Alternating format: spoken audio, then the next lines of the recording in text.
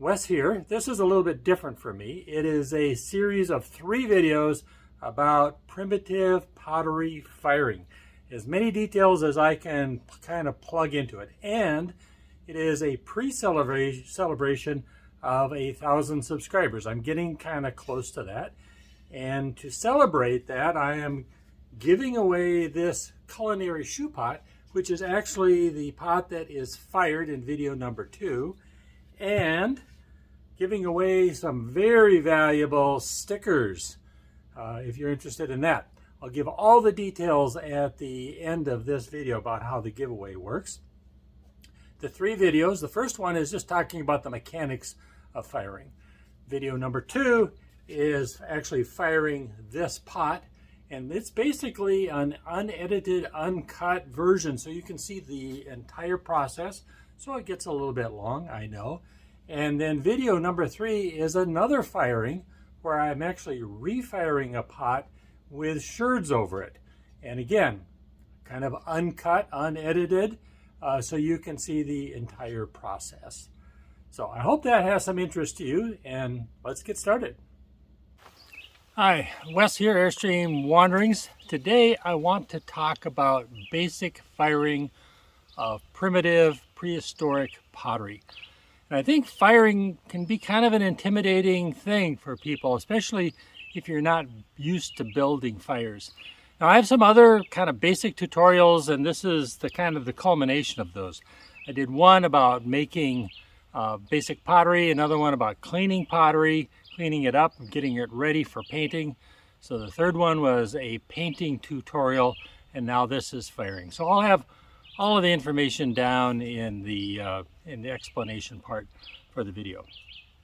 So let's start with the basics, and then what I'm going to do once I get done this chatting here, I'm going to actually build a fire and fire some pottery. Hopefully it works out. And I know for me, the first times I fired pottery, I had a massive amount of breakage and probably 90% failure rate. And I'm going to just say it right now, Andy Ward has saved my rear end on this stuff. I would not be making pottery the way I do with it without Andy's help. So check out his videos, I'm sure that you have. So let's talk some real basics about fire to begin with. To fire pottery, we need a hot, fast fire. The whole firing process, once you get that fire going, 10 minutes, maybe 20 minutes, that's about all there is to it. And you need to ramp up that temperature to actually turn the clay into ceramic. So it takes a hot fire. A smoldering, smoky fire just is not going to do it. So what does it take to have a good fire? 3 things. The first thing you need is heat. Well, that's not a problem. You light a match and the wood gets going and that creates the heat. So that's almost never an issue. The other 2 things is oxygen and fuel. So the oxygen piece, the wood will not burn unless it has plenty of oxygen. And so you need to make a fire that has gaps in it so that the air can go into the fire. Now I'm at a campground right now, but I picked this campground specifically because they don't have fire pits. The things that will really kill you is these fire pits that have the big circular ring around them.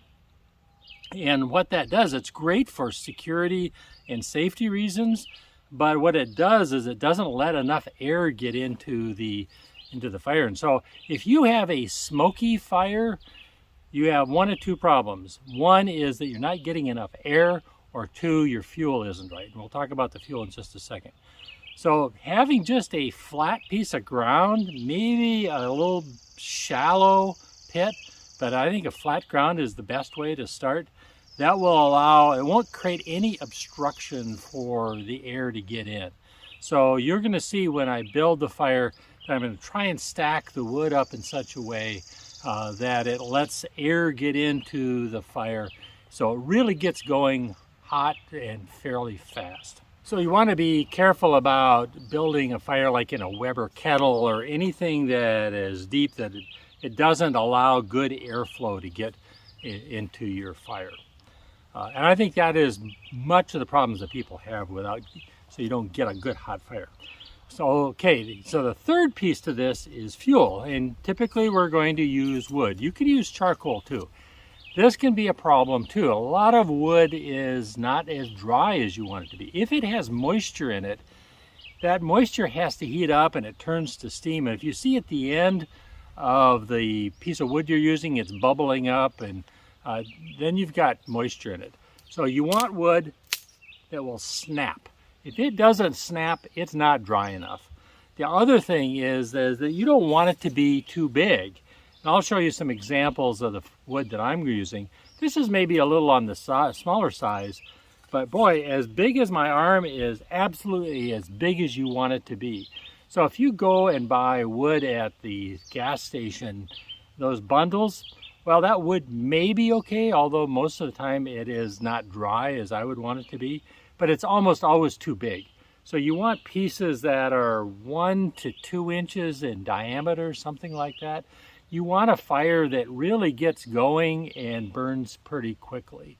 And if you do those kinds of things, think about the heat, the air, and the fire, and the fuel, then you can probably create a pretty good fire. Okay, a couple other things. This isn't so much about the fire, but it's important. One, you really need to make sure that your pottery is dry. And even though you maybe made it a month or 2 ago and it's been sitting in your workshop, it doesn't necessarily mean that it is dry. And if it's not dry, you'll get spalls. It'll break, it'll crack, it'll pop out.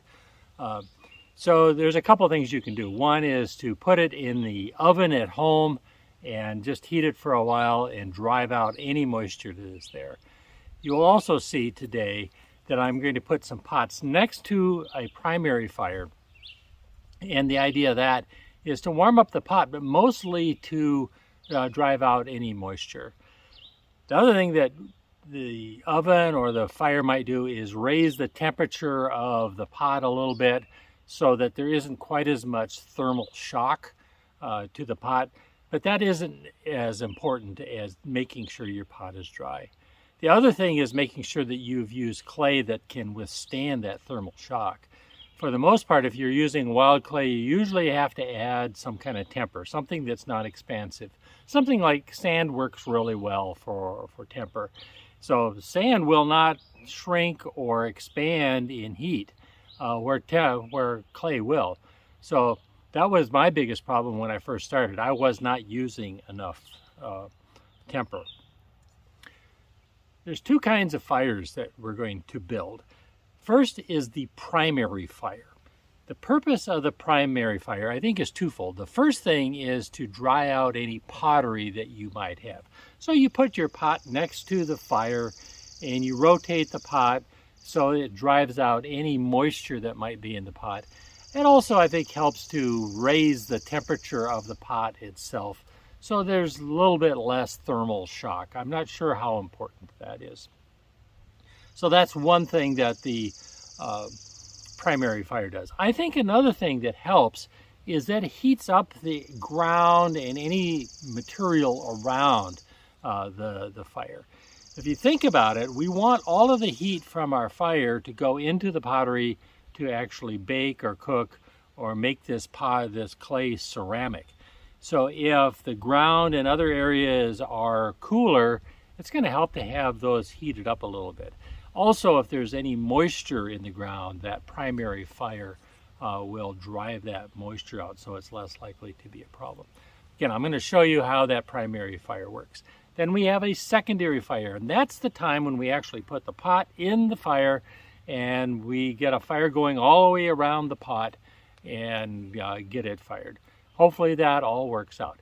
It happens really surprisingly quickly. From the time you light that fire to the time it's reached its maximum temperature, 10 minutes or so, something like that, maybe a little bit longer, but it happens surprisingly quickly. And if you think about it, it is really shocking to that pottery. That's why we have to make sure that it's dry and that it also has enough temper in it. So where can you build a fire? Well, at home, I can't build a fire right in the middle of my lawn. That just doesn't work. But I do have a large fire ring, but it's bowl-shaped. So what I have done, It's just too much of a concave and the air won't get into it. So what I've done is I filled in the bottom of it with sand and then laid bricks over the top of it, and that raised up that fire. So that works pretty good. So if you're going to use like a Weber kettle or something like that, you need to fill in that concave part. Where I'm at today is at a county park, and it's a pretty unusual one because here you can build a fire anywhere. You can just build it on the ground and it's not a problem. They don't have those metal fire rings that I've used those in the past. They've just been a problem. But just firing on a flat surface seems to be the best way to do it, certainly as a beginner. Okay, I probably should talk a little bit about safety. One, keep in mind that fires can be really dangerous. You can get burned and you can burn down things like your house. So don't put it close to things that are flammable. And sometimes people are surprised, but the flames on a fire for firing pottery tend to be much bigger than what you would see in a campfire. So look above you to make sure there aren't trees, dry things that are going to be above you. Make sure that you have water, a fire extinguisher, and definitely a shovel so that if you need to put this thing out that you can. And obviously when you are all done with it, that you need to make sure that the fire is dead out. Enough said. Let's talk about making fire just a little bit.